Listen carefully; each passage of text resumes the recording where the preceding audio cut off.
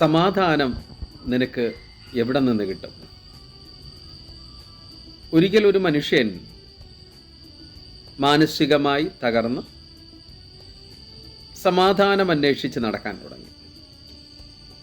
അവൻ സമാധാനം അന്വേഷിച്ച് നടന്നു പോകുമ്പോൾ ഒരു ദൈവാലയം കണ്ടു.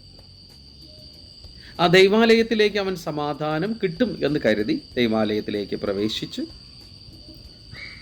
ആലയത്തിൽ പുരോഹിതൻ്റെ വായിൽ നിന്ന് വരുന്നതായ വാക്കുകൾ ആ മനുഷ്യനെ വളരെയധികം ആശ്വസിപ്പിച്ചു. ശ്രദ്ധയോടുകൂടെ ആ മനുഷ്യൻ ആ ദൈവാലയത്തിലെ ആരാധനകളെ ശ്രദ്ധിക്കുന്ന സമയം ആ മനുഷ്യൻ്റെ പോക്കറ്റിൽ നിന്നും തൻ്റെ മൊബൈൽ ഫോൺ ശബ്ദിക്കാൻ തുടങ്ങി. ദേവാലയത്തിലെ സകലരും ആ മനുഷ്യനെ ഒന്ന് തുറിച്ചു നോക്കി. സകല മനുഷ്യരുടെയും ശ്രദ്ധകൾ ആ മനുഷ്യനിലേക്ക് പോകുന്നു എന്ന് കണ്ടിട്ട് ദേവാലയത്തിലെ പുരോഹിതന് വളരെയധികം കോപം ഉണ്ടായി. ആ മനുഷ്യൻ ഈ വ്യക്തിയെ ശകാരിക്കുവാൻ തുടങ്ങി. നിനക്ക് ഇത്രയ്ക്ക് ബുദ്ധിയില്ലേ? സകലരും ഒരുമിച്ചിരുന്ന സ്ഥലത്ത് ആരാധിക്കുന്ന ഈ സ്ഥലത്ത് അതൊന്ന് സ്വിച്ച് ഓഫ് ചെയ്യാൻ നിനക്കറിയത്തില്ലേ? പുരോഹിതൻ്റെ വായിലെ ശകാരങ്ങളും കൂടി ആയപ്പോൾ ആ മനുഷ്യൻ ഒന്നുകൂടെ വേദനിക്കാൻ തുടങ്ങി. ആ മനുഷ്യൻ ദേവാലയം വിട്ട് പുറത്തിറങ്ങി. അവൻ യാത്ര തിരിക്കുമ്പോൾ ഒരു മദ്യ ഷാപ്പ് കണ്ടു. ആ മദ്യ ഷാപ്പിലേക്ക് ആ മനുഷ്യൻ പ്രവേശിച്ചു. മദ്യം ഓർഡർ ചെയ്തു. മുൻപിൽ മദ്യമെത്തി.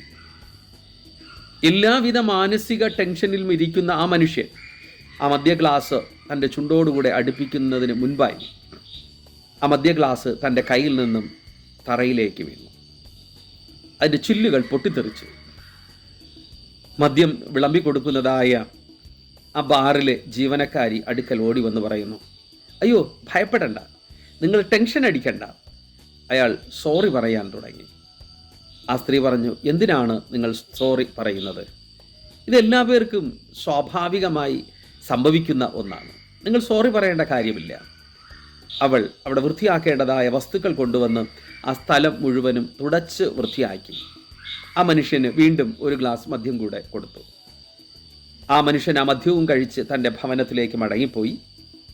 ആ മനുഷ്യൻ അടുത്ത ദിവസം മുതൽ തൻ്റെ സമാധാനം, സന്തോഷം കണ്ടെത്താനായി തന്നെ കുറ്റപ്പെടുത്താത്തതായ ആ ബാറിലേക്ക്, ആ മദ്യഷാപ്പിലേക്ക് പോകുവാൻ തുടങ്ങി. ആരാണ് ഒരു മനുഷ്യനെ അസമാധാനത്തിൻ്റെ വഴിയിലേക്ക് കൊണ്ടുചെല്ലുന്നത്? ഒന്ന് ചിന്തിച്ചു നോക്ക്.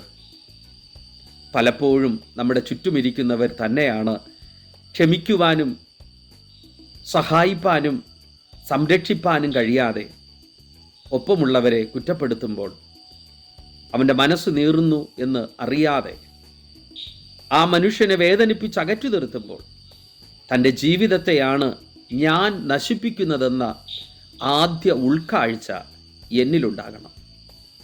എൻ്റെ സഹോദരങ്ങളുടെ മാനസിക അവസ്ഥകൾ മനസ്സിലാക്കി അവരോട് കൂടെ ഒന്ന് സ്നേഹത്തോടുകൂടെ പെരുമാറുവാൻ കഴിഞ്ഞാൽ നിശ്ചയമായും ആ മനുഷ്യൻ്റെ ഉള്ളിലെ ഭാരങ്ങളെ നിങ്ങൾക്ക് അകറ്റുവാൻ കഴിഞ്ഞാൽ കർത്താവ് പഠിച്ചതുപോലെ, പറഞ്ഞതുപോലെ അവൻ്റെ ഭാവം നമ്മോട് കൂടെ ഉണ്ട്. ആ ക്രിസ്തുവിൻ്റെ ഭാവം നമ്മളോട് കൂടെ ഉണ്ട് എങ്കിൽ ആരെയും വേദനിപ്പിക്കാതിരിക്കുക.